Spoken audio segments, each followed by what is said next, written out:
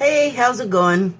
Please take a look at my signs before I get started. Particularly the part about this is supposed to be entertaining. This is supposed to be entertaining. So, I have a couple of cards, and I'm going to do a repeat of something I started. Well, I guess I'm going to do this now, yesterday and today, because I do usually have a day or two in between when I put a video up, so I have cards that I pulled in between, and sometimes they're really good and I want to talk about them, so they usually are. Anyway, I have two from the Declarations of Mary Magdalene deck. I pull from it, I should say, every day for myself. That's why I have them. I mean, that's why I'm talking about them. Anyway, so the one I pulled yesterday is number 29, and I love that because that adds up to 11, and I love the number 11. For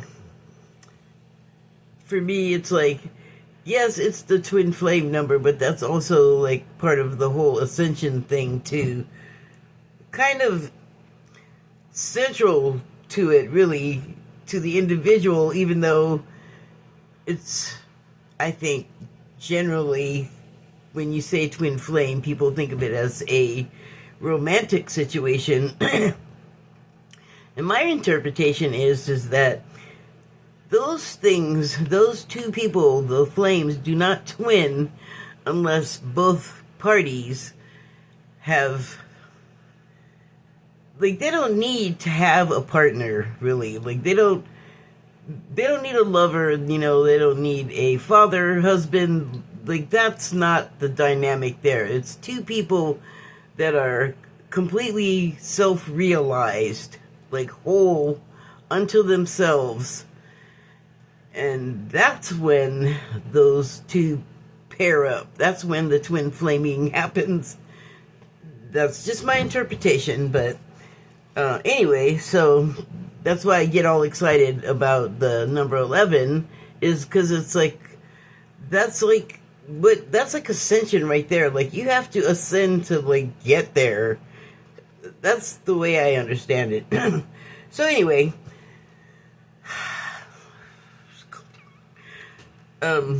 this card reads, "Thou that seek assistance to find themselves shall be given the key returning to freedom through thy sacred heart." So I like this because it's talking about seeking assistance in finding yourself, and that goes along with what I was just saying about being like whole inside yourself, you know. So I know, like, a lot of spiritual people are seekers. There's something that they can't understand, and it's not necessarily something tangible that they can go look at or look up. Like, you have to access this data from a different source, you know, than all of the ones I mentioned. And you're only left with a few choices after that. And it then has to come from abilities that you possess, that you're already hardwired with, like your senses, basically. Some have those senses, and plus, like, they're developed more. Like, you have, like, psychic mediums and people that can see auras, or even do what I'm doing right here, like interpret information the way I'm doing it. But, you know, I come at it from a certain angle. So we all have that. We all have our lane, you know. So anyway, I could relate to what it was saying about the seeking assistance, because I recently I mean, that's how I started out. Like, I didn't even know what I was talking about, what I was feeling. I didn't know what to think about a lot of stuff and things that had been happening like my whole life. That I was like, oh, that's everyone doesn't have that or something. So there's all this stuff like you have to figure out. Like for me, I find like what I'm learning is like what's what's normal and what's not normal. Okay, so but you're seeking and you're looking. So for me, once I start on this spiritual journey, seeking, I had to like find people talking about what I was needing to know, and it's a weird thing because it's like a number of influences kind of steered me in that direction, or this direction, but I was already had laid like my own groundwork my whole life, you know, like I was into Carl Sagan's show as a child and Star Trek, and when Leonard Nimoy had that show In Search Of, which they did a remake of not too long ago with the guy that played Spock in later versions of Star Trek, the J.J. Abrams versions. But anyway, the original, he touched upon all kinds of phenomena, like all kinds of paranormal stuff. And so when you have an affinity for stuff like that, like I did, then it just seems like a natural progression to land where I've landed. But it's now all I feel like, well, it was a plan. It was. Like, I've talked about this. So it's funny, like, when you get to this place where I'm at, when you realize stuff like that you were in, like, sort of unconsciously, or absolutely unconsciously, inadvertently preparing yourself for a future part of your life, which was, like, not how to run an adding machine or a cash register, or, you know, some sort of professional thing you go to school for, you know. And I mean, you can go to school for this, but it's not as widely taught because it has not been as well accepted as it is lately. Like, there's a lot more seekers out there now. There's a lot more of a market for the seekers to share and sell information and products, and just, hey, there's a lot. So, anyway, thou that seek assistance to find themselves shall be given the key returning to freedom through thy sacred heart. So, that, you could take that as, like, the assistance you got is what gave you the key. Like, that was the key, but really, the assistance is helping you discover the key that you yourself are, or that you hold within yourself, in your sacred heart, to where you sort of, like you start to find your own way, but also, like, you have to seek assistance along the way, I think, and I don't think there's anything wrong with that. That's like, you know, tapping in with, like, everything else on your network, everyone else on your network. And so the next card was from today, and it's number 6.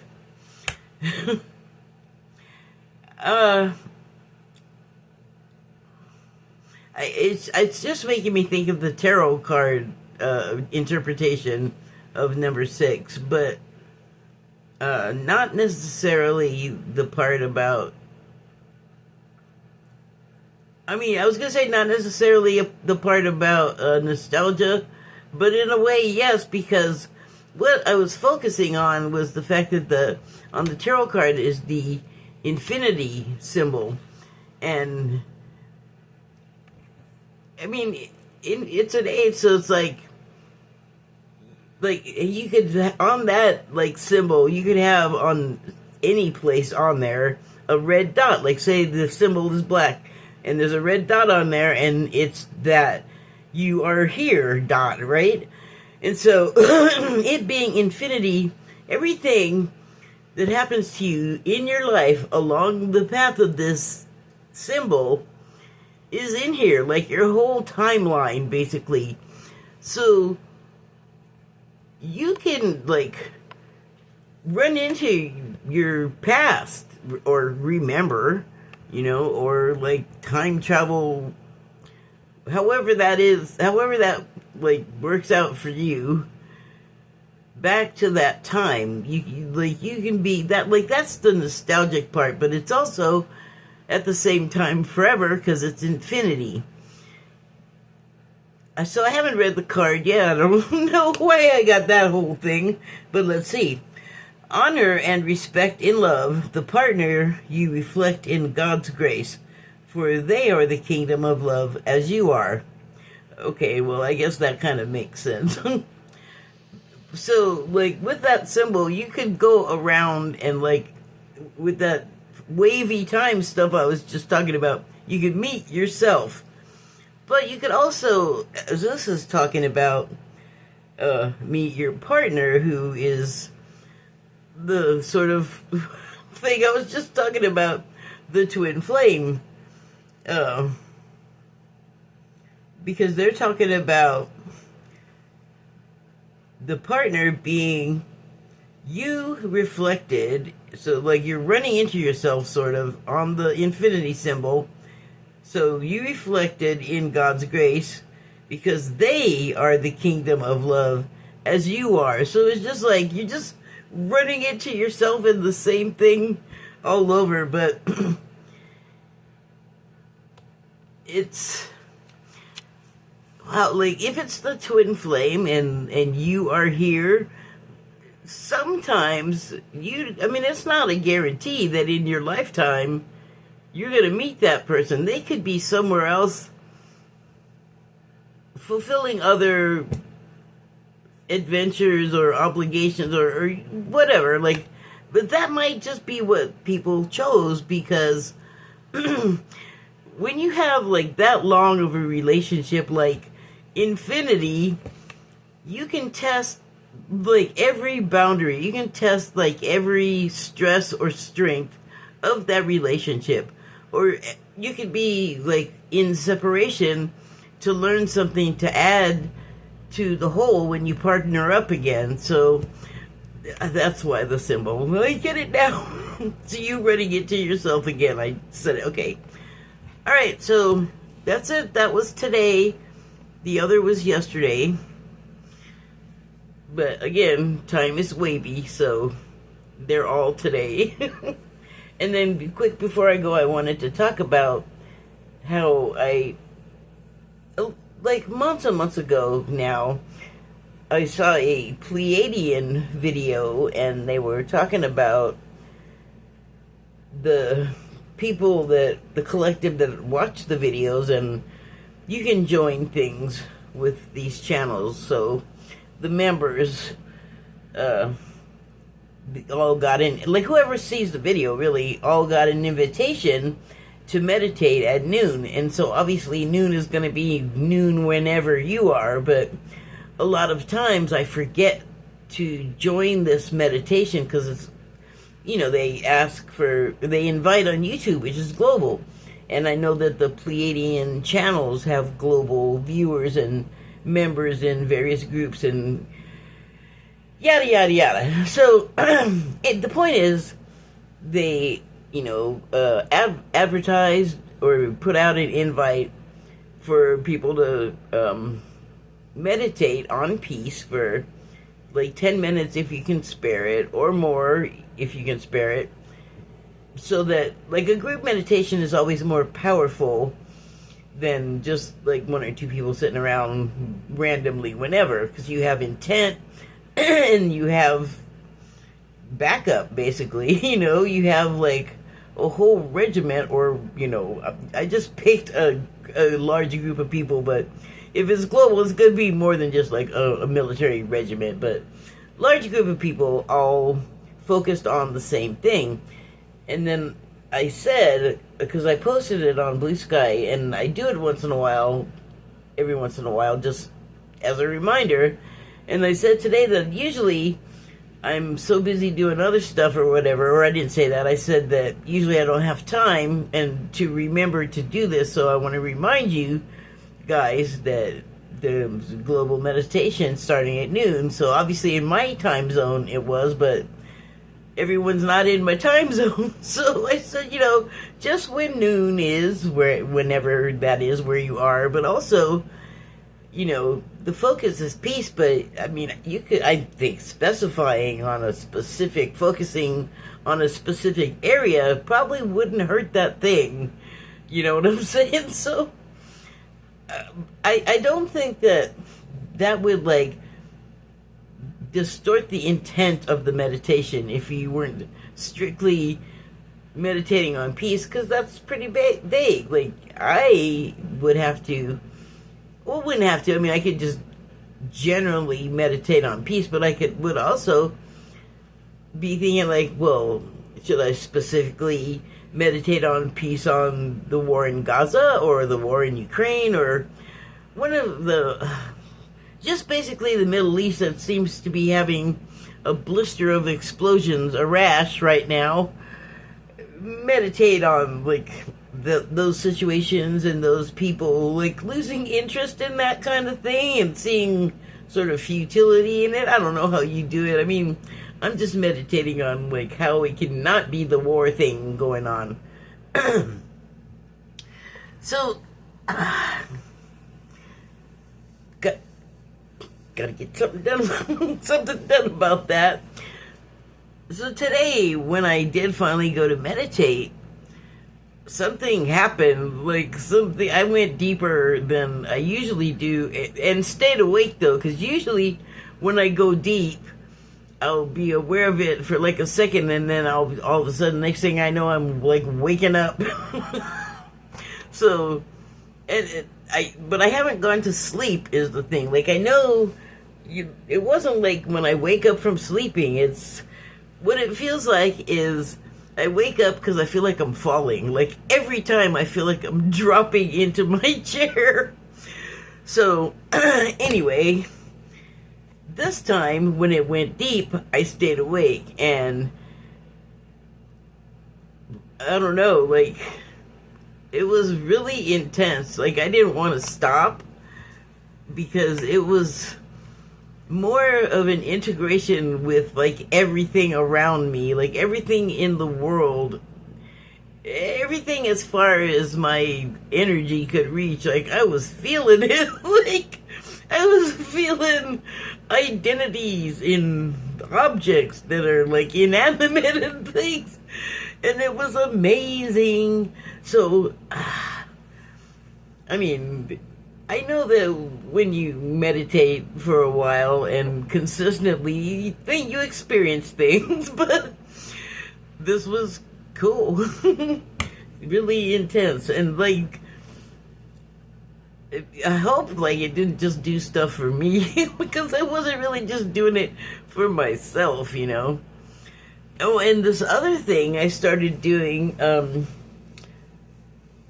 for a while, about a week and a half, 2 weeks ago, there was several days where it was just really challenging for me, just feelings of stuff that anxiety, or my heart speeding up as if something was about to happen, a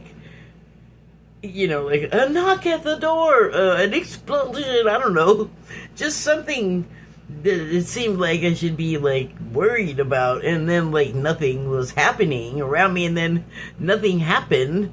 So, but this is not new. But what is new is that I realized we've all been waiting for the shit. Oh wait, no, don't. Almost got sidetracked there. So I just realized that I was feeling really anxious about some things. At least I knew there were areas that if it wasn't those things, they were worrisome. They could be more of a problem. So I was thinking of them as knots, and my meditations would be to go to the knots and then like just go in them and start loosening and untangling them, like literally just untangling stuff. And so it felt like it was like it felt like it was doing something. I know that, I don't know, it may not sound crazy if you watch my channel and stuff like this, but for some people it would be just like, how could that be? You're nuts. Why would that? It's like, no, see, that's where you go wrong, is doubting stuff, because that's part of the dissonance in the transition that we're in right now. We're going to run into a lot of stuff that's going to be really hard to believe, and we are like primed to say, no, that can't be. Why would they do that? That could never happen. So and so would never do that. And we're only going to be proven you better not. We're only going to be proven wrong. And I don't say that with hostility. I say that with, like, prepare yourself for a lot of stuff that you thought was the case to just find out it wasn't at all and was something else or was nothing. You know, like, I'm telling you, it's Cummins. So I was doing knots, and then I started thinking about the president and how, like, his health is not well. And I guess I got, like, a little too close. I guess, no, let me just admit it. I thought he's probably got some knots. Let me go see what I can do. So I guess I, like, got so close I got actually inside, and I stayed there long enough to, like, register what I was feeling, and then GTFO'd, because yuck. It's not a good feeling. It's pretty much what I was expecting it to be, but I said, wait, you were going to do knots. So I went back in, and he's got knots, but his knots, usually the knots I see, they have a color, and they're like tubes, like plastic tubes they look like or something. I don't know. It's hard to explain. But that's pretty close, and they'll be like a primary color or something, or black or gray. Like they don't look like that strange for something that I'm basically dreaming up. But I go in him, and his knots are like eels, like pink and gray, really sickly. Like they look like they belong to some monster from, what is that author? And he makes his monsters all consonants, so you can't pronounce them. It's all the hell's that guy's name? I don't like that author, so I can't remember. But maybe Chufuflilu means something to you. It's like a octopus glob with eyes or something. And I guess it's all terrible. I have a friend that was like really into that stuff, and she would always be talking to me about it, but I wasn't real interested because I had tried to read the guy's books a number of times and just, well, for one thing, all of them, they're monsters' words that are all consonants. I don't have time for you. What is that? I'm not going to struggle with, like, actually the problem is I will sit there and be struggling with, like, why is this here? I can't say this, and it's like, that pretty much makes me say, forget this stupid book. But anyway, sorry, sidetracked again. His knots were these eel worm things, and they, I mean, I undid some, but I think that is like, it requires like someone with more credentials than I have. Like I could only be like a treatment. However, I think one thing is going to cure him and all of us of his knots, and nobody really has to do anything. It's like already happening. But he can be a problem. So when you're meditating for peace, that is one of the places where it's desperately needed, and if there can be a collective effort toward that, hallelujah. Okay, so I think that's it. Thank you and good night.